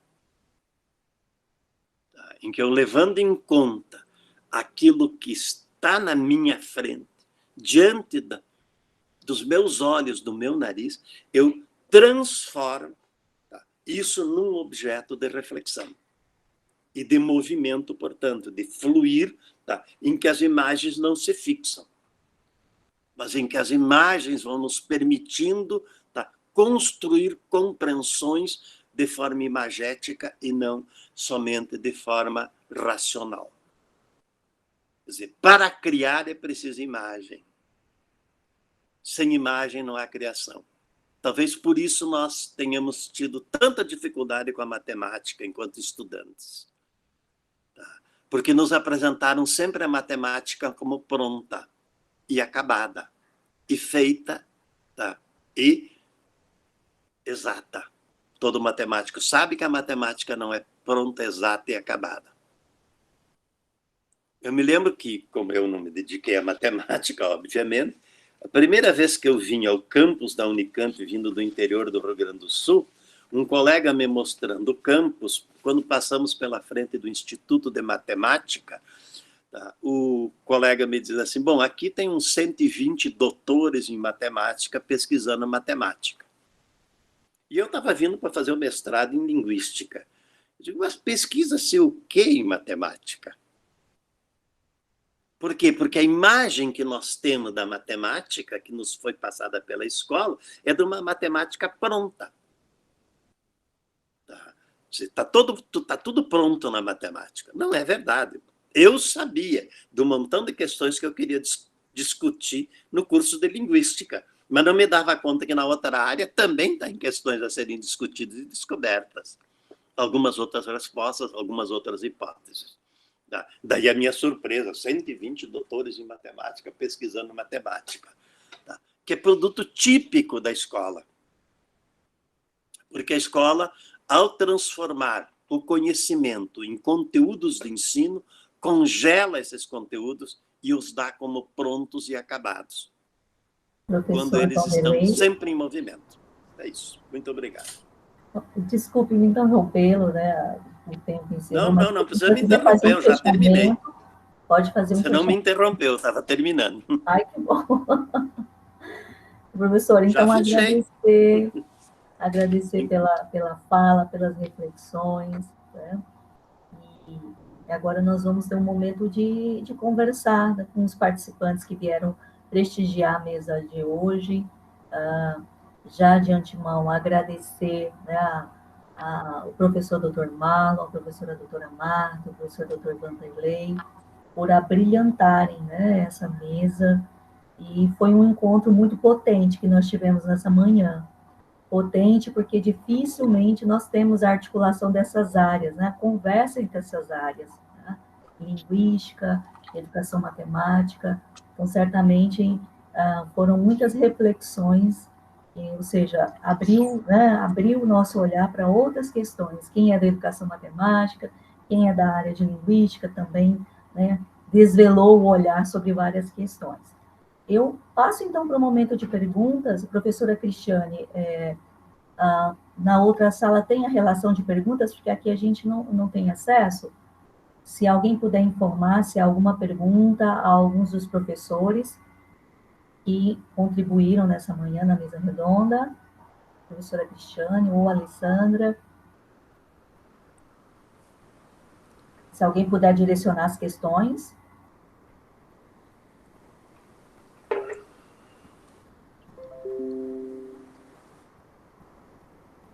Professora Cristiane, Alessandra, nos ouvem?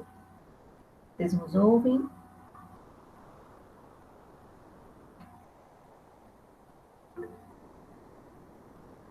Tem alguma pergunta, Alessandra, direcionada pelos participantes? Ok, nós aguardamos.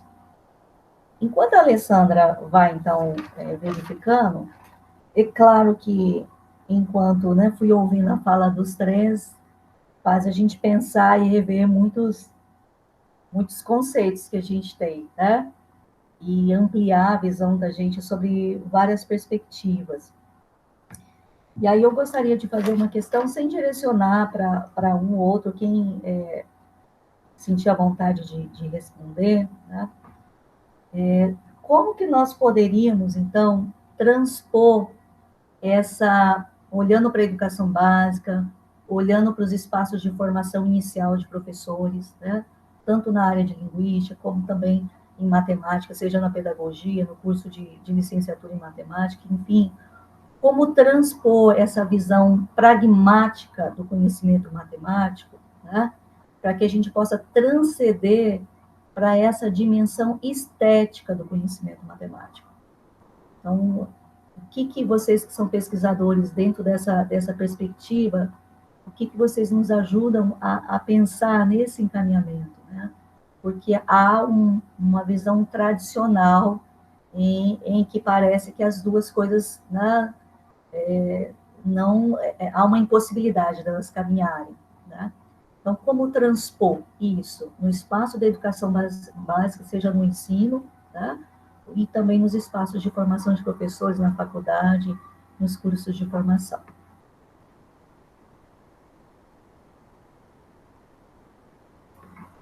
E deixo à vontade para qualquer um dos três. Eu faço minhas as palavras do professor Geraldo, de quem eu sou fã há muito tempo. Susto, tem que se jogar, né? Tem que estar aberto ao imprevisível, se libertar um pouquinho do plano de aula, né? E as coisas poderem acontecer num fluxo mais vital, vamos dizer, né? E isso, para mim, uma lição de matemática pode ser a possibilidade de acontecer, né? Ou qualquer outra frente das ciências, né? Mas o problema é que a gente não gosta de correr risco. Nós, como professores, queremos ter o controle da situação. Abrir mão desse controle é muito caro, né? Mais ou menos isso que eu teria para dizer. Assim. Professora Marta, professor Vanderlei, querem comentar algo?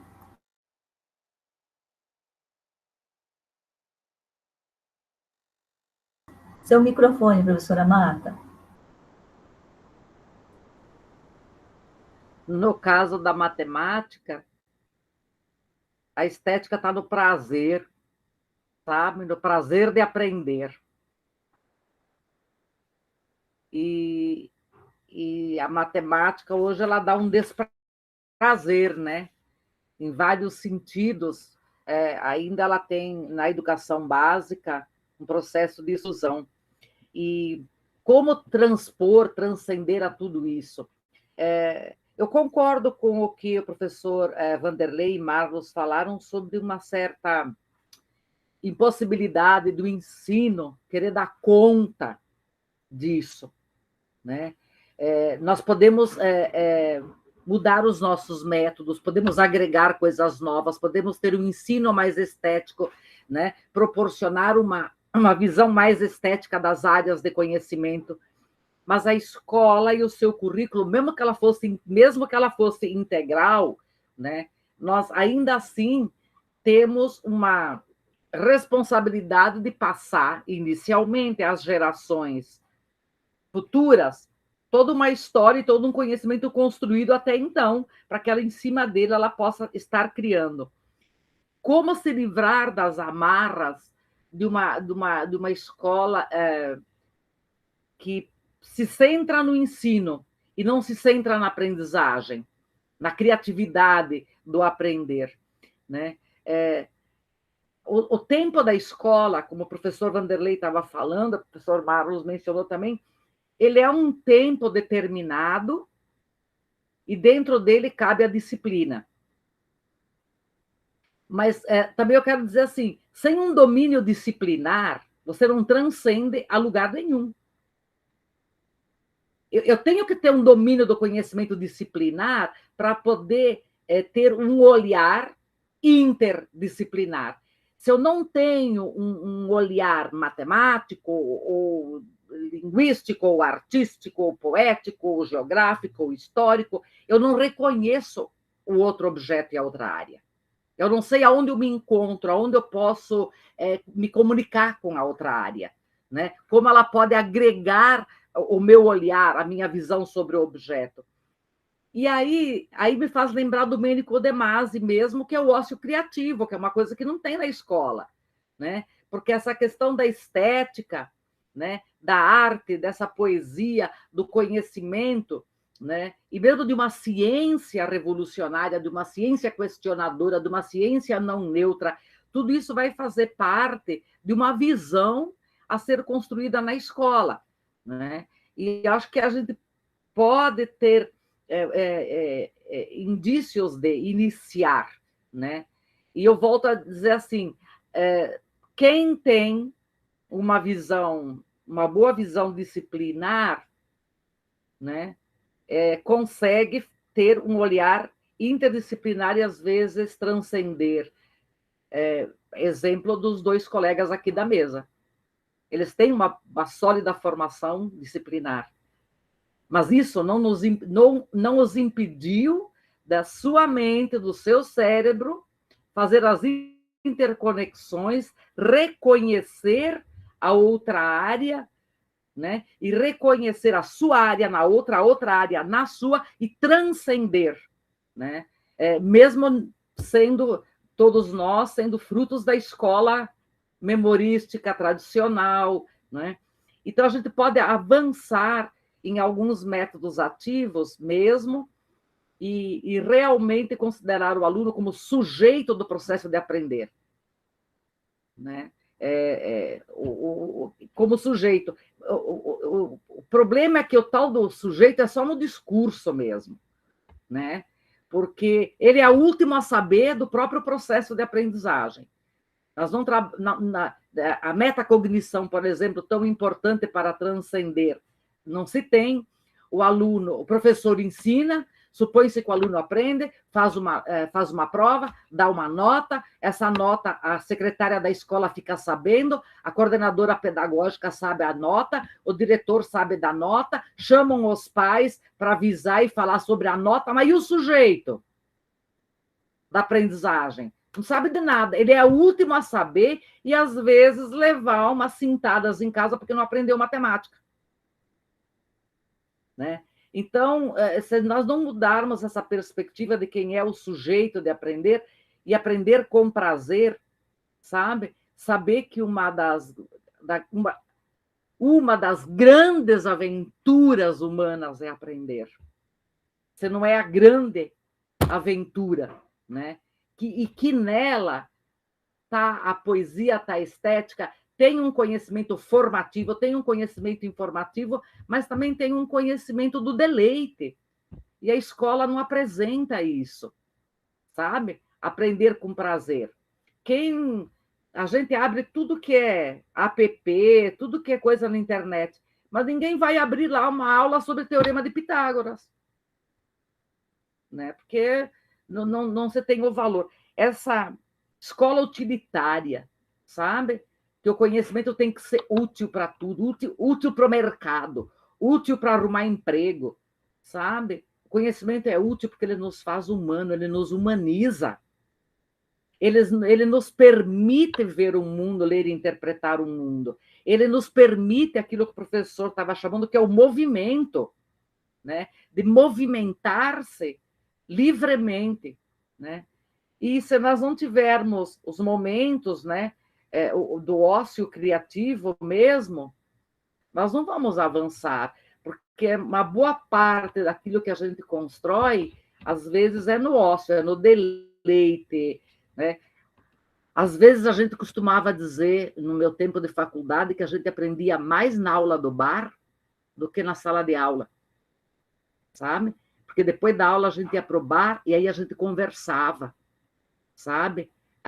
Livremente, né? Sobre os assuntos, sem as amarras de ter, sem o medo, né, professor Marlon? O medo de ser julgado, o medo de falar uma bobagem, o medo de dizer algo que não fosse procedente do ponto de vista científico, como se a ciência fosse o único e grande conhecimento que resolve os problemas da humanidade, e não é. Ela é um dos, não é o, né?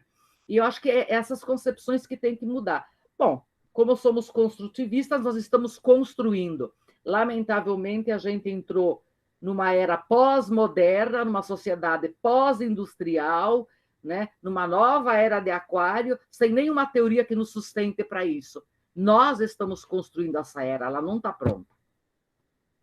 Nós não sabemos o que fazer, como fazer. Nenhuma era, né? Nunca esteve pronta.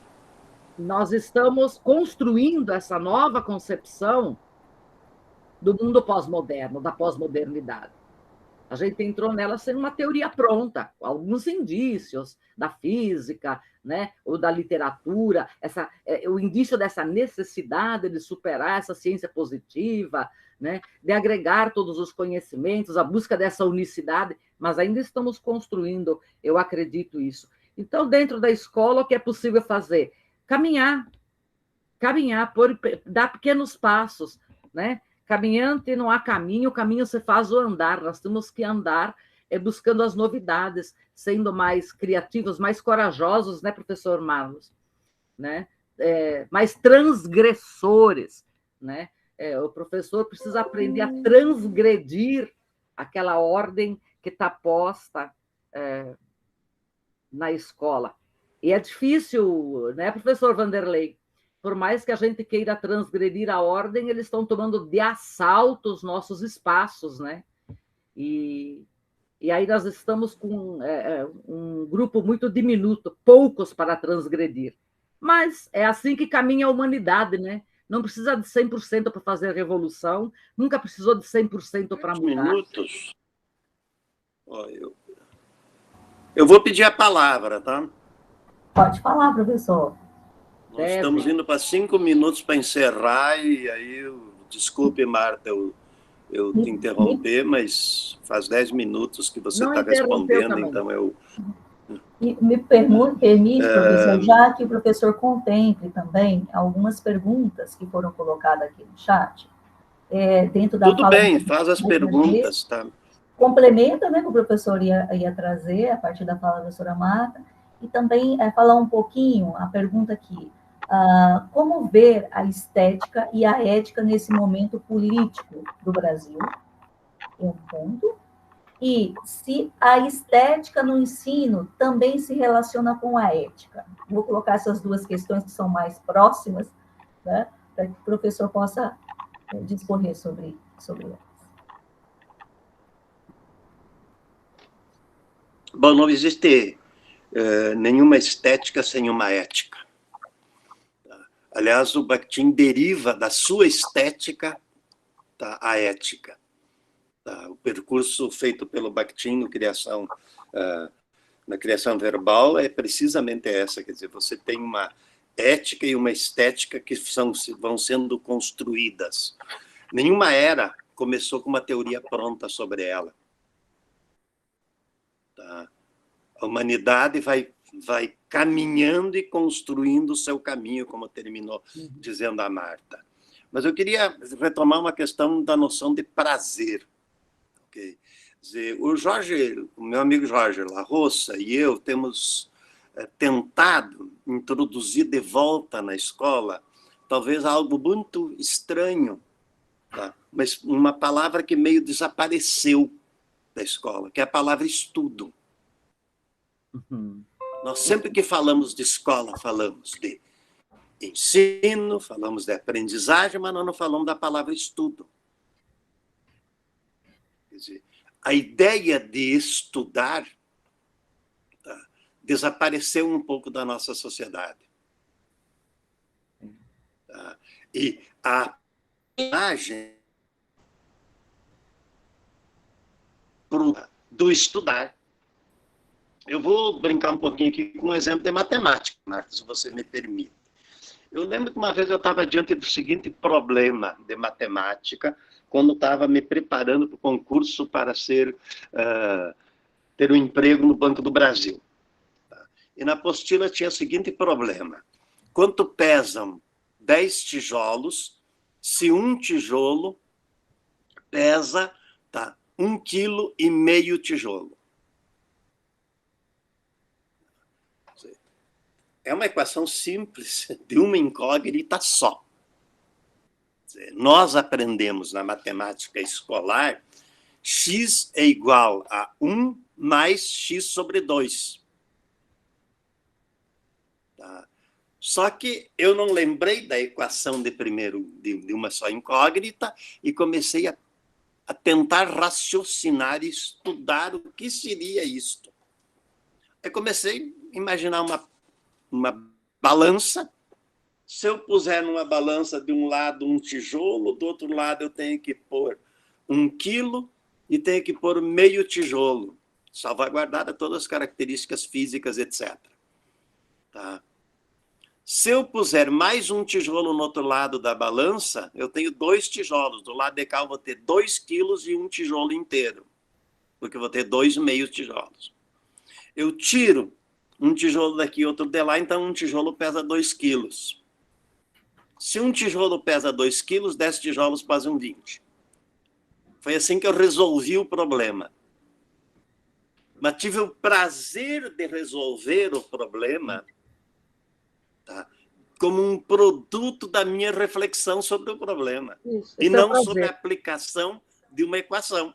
Esse é o prazer. De uma equação de uma só incógnita. Quer dizer, o prazer, tá, que nem sempre é estético, tá, okay? Quer dizer, é algo que desapareceu de dentro da escola, porque desapareceu de dentro da escola qualquer necessidade de esforço. Como desapareceu da sociedade a noção de esforço.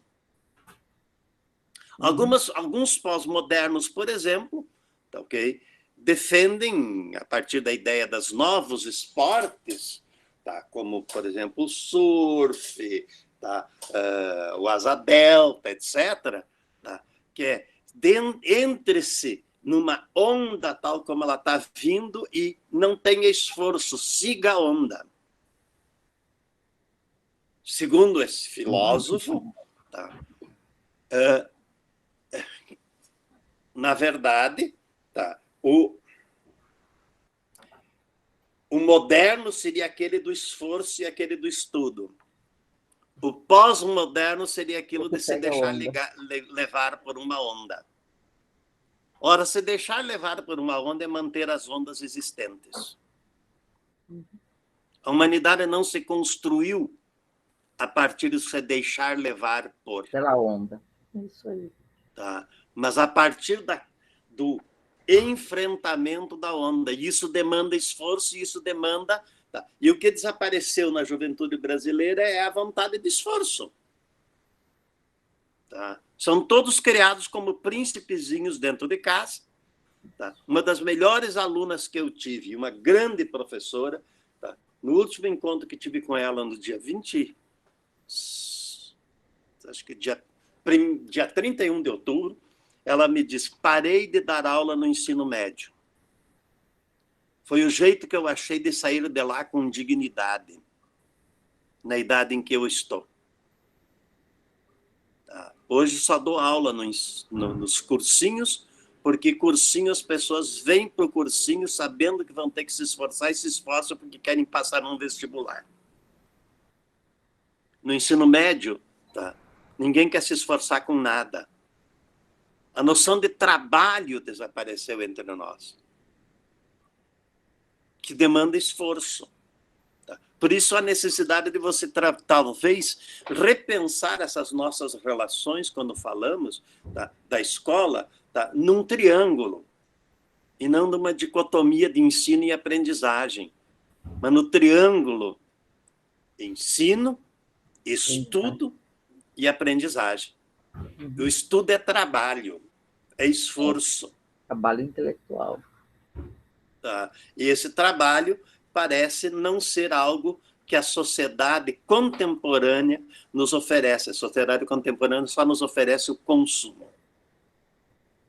Ok? Era isso só que eu queria acrescentar à minha fala e à fala da Marta e do Marcos. Obrigado. Bom, infelizmente o nosso tempo, né, já encerrou, já são 10 horas. Certamente, né, os demais participantes que nós estamos visualizando, mas também, na minha percepção, quero, assim, agradecer por esse momento de aprendizagem, de reflexões, tá? Apresentado aí pelos 3 professores. Se nós tivéssemos um pouquinho mais de tempo, certamente teríamos aí muitas coisas para conversar a respeito do que vocês apresentaram, né? Inclusive, nós teríamos mais algumas perguntas, então, a Alessandra compartilhou conosco aqui no chat, né? Também tem algumas falas elogiando a apresentação de vocês, né? Não sei se vocês visualizaram, os professores podem verificar.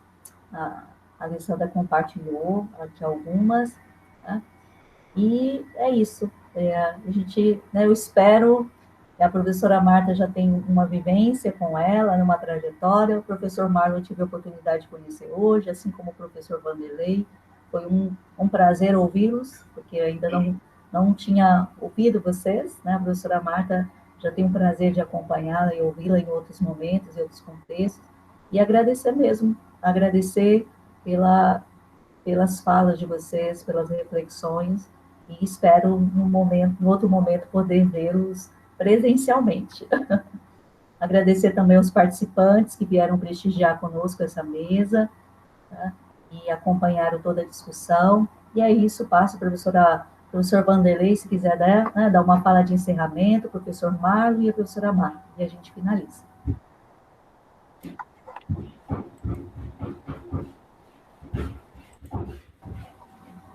Querem deixar um abraço, fazer uma fala de encerramento?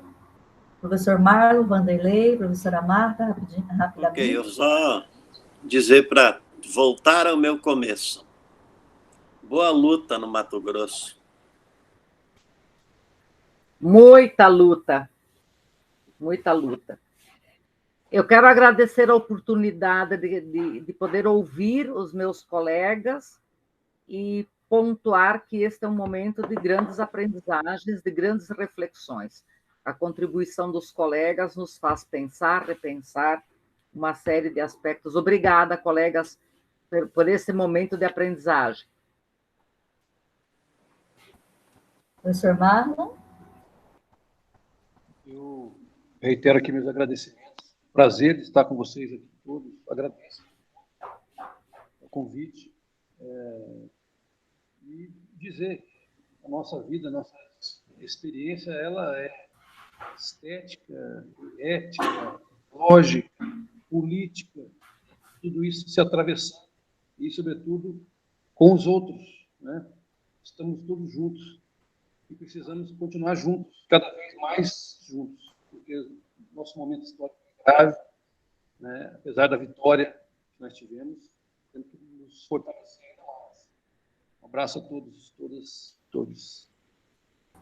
E agradecemos ao evento, né, por possibilitar esse espaço de insubordinação criativa, como diria D'Ambrosio, para nós refletirmos tantos temas. Né? Professora Cristiane Uller, passo a palavra para ti e agradeço pela oportunidade também. Muito obrigada, então, a todos e a todas. Uma salva de palmas, isso mesmo, professora Marta. Excelente mesa, né? Assim que abriu a nossa manhã, então, aqui no Semiedu. Eu vou pedir, então, para que os nossos participantes aguardem, então, alguns instantes para iniciarmos a mesa 2. A gente vai dar um tempinho agora, então, tomar um café, né? E em alguns instantes nós retornamos com a mesa 2, mas quero também agradecer imensamente a todos os professores, então, componentes dessa mesa, que abrilhantaram esse primeiro momento, esse primeiro horário da nossa manhã, aqui hoje no Semiedu 2022. Muito obrigada a todos, tá? E aí eu peço, então, aos participantes que estão ali no YouTube nos acompanhando, que aguardem uns instantes, que já iremos iniciar, então, a segunda mesa dessa manhã. Muito obrigada.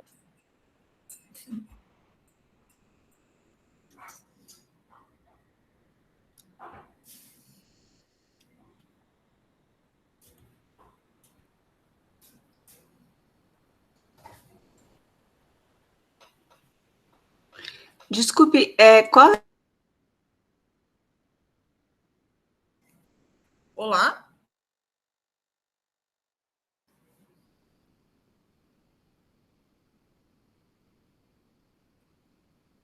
Olá, bom dia. Olá, bom dia.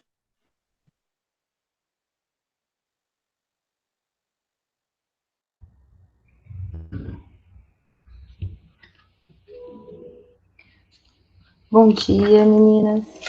Bom dia, Alessandra.